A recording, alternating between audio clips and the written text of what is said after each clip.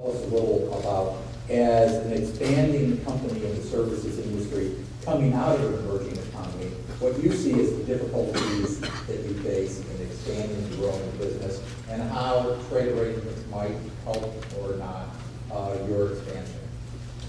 Well, I think it's important to understand Indian dynamics.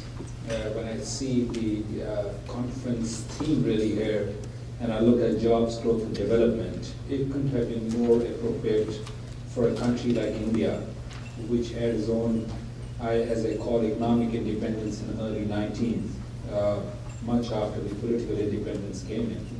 The whole dynamics of that country changed post-90s, especially in the services sector. If you see Indian growth story over the last few years, today 60% of the GDP growth comes from the services, while 67% of people are actually engaged in agriculture. So there is kind of a dichotomy. But the service sector, in particular the telecom, is a game changer in our country. And that's not only about putting the telecom into the hands of the corporate or the enterprise. It's got to do more with the people who are really at the bottom of the pyramid. Agriculturists being one. The whole game has changed from countries in India which are very much engaged from agriculture to getting everything, all this data through mobile phones today. We got the predictions, the fishermen, they would get at the high seas what they wanted to do. The whole game has really changed dramatically on its head. Similarly, people in India who have not been touched are today on the inclusive growth which is happening again through mobile.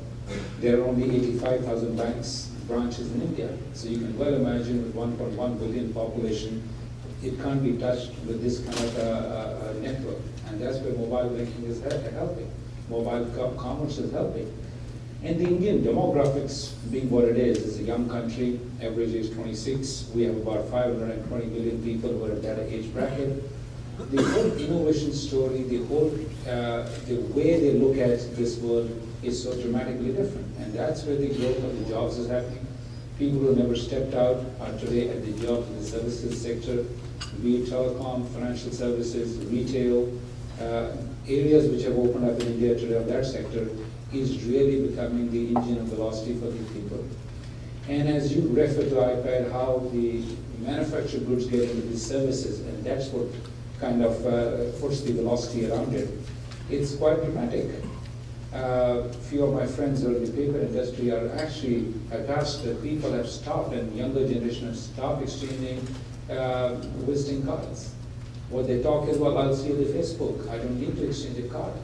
In my generation, this is unheard of. But that's how technology, innovation are going to drive the services industry in particular. And people in the new generation have actually become entrepreneurs who are creating mobile apps, they're creating all the smart gadget apps. So clearly the economic growth that we see, and we also heard this morning in the panel about the Doha round, and particularly on the services side. There are issues in agriculture, they're going to remain those issues, they're not being wished away. Similarly on the NAMA, there are issues that are not going to be wished away. India is moving on a bilateral position as WTO rounds are really not happening. We have had arrangements with Japan, we are signing an agreement, we are signing an agreement with ASEAN, which has already been done, we are doing with the EU. My belief is that if this keeps on happening on a bilateral basis, this is only pushing the Doha round even much further away. And countries that like US need to engage big democracies like India, the growing markets like India, which is going to be the growth engine. You heard my minister saying that India will be one of the 3 large economies as we go along. So I think it is important to engage a country like India. It's important to understand the growth and the people knowledge that India is creating. As we heard him saying that we need to have cross-border people movement. It's important. Countries, unfortunately, which were in the forefront in the 90s to push developing countries to open their economies, have started looking towards protection today. So I think there is something we need to go a little ahead and saying, we need to say homeland security. I know it's important for countries like the US as much as India. We have suffered a lot, but I think we need to move into the next trajectory. Very good. I noticed that the trade policy forum between India and the United States is taking its first steps into trying to deal with some of these information and communications industries. There's a lot of hard work to be done there, and exactly as getting into that question of the dialogue.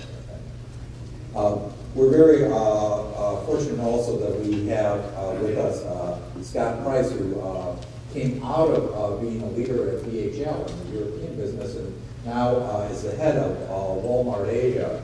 And when I was talking with Scott, he was making the terrific point that we have to understand that the growth of even operations like Walmart, which don't at the face of it seem like they're growth multipliers for other sectors, when you think about it, they really are. And so I wonder if you could expand on that point. Yeah, I think, when we talk, for example, about agriculture, we talk about services, I hear being referred to as either complementary or an enabler. And in fact, in our view, it's clearly a multiplier.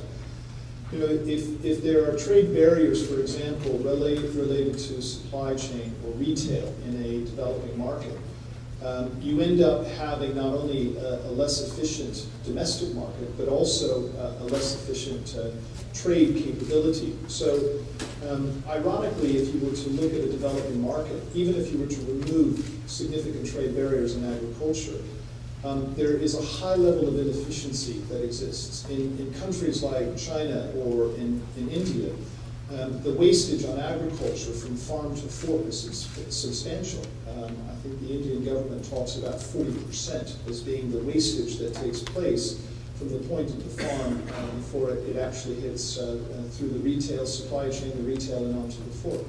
So a modern retail, rather than a traditional retail in a developing market, not only in the instance of Walmart, for example, in both China and as well in India, through direct farm programs where we go in and not only are we paying a premium for a higher quality, we're also implementing standards, we're reducing significantly the wastage. Then there's investment in the supply chain. Many developing countries don't have significant cold chain capability. So the services has the ability not only to improve the effectiveness of the domestic market, but then allows this multiplier effect to allow and facilitate trade. I think one of the reasons that we're excited about the TPP is it allows a different dialogue on the role of services, and in particular in supply chain. And I think it's very important for businesses to be far more vocal and more involved in lobbying to ensure that these connections between services, agriculture, and NAMA are not lost, that it's emphasized as being part of the total package that has, I think, quite a lot of benefit to the overall economic development of developing countries. And I think the statement was made this morning. Whilst there may be debate, there is quite a case that says that developing countries can very, very heavily benefit from the focus on freeing up of barriers on services as well. What are one or two of the most important risks or uncertainties that will drive your decisions about expansions in these countries? Well, I find sometimes as I listen to the debate on the WTO, for example, there seems to be this view of a zero-sum game that, when it comes to investment, that, as one country wins, another loses, etc. And I think that's rather simplistic. Quite honestly, I think business invests based on return. Barriers represents a cost. Cost reduces the return. And in instances, I think, where you have a choice, in many cases you just don't invest because the returns are not there because of the higher costs that come from those barriers. So, when we look at entering a market, it's not only, equity caps, it's also upon restrictions related to categories. For example, you're not allowed to go into pharmaceuticals, over-the-counter pharmaceuticals, which is an important part. Or there's restrictions on the size of the box, the size of the store that you're able to invest in. All of those represent a cost. They reduce your ability to have scale. They reduce the returns, and therefore we make the decision not to enter new markets. So it's very important that there's an understanding that those types of restrictions on service reduces the FDI potential of the country. Thank you. Dr. Robert Atkinson has been a leading voice on the information industry for a long time. We've so far been exploring the upside of technological change and the potential of services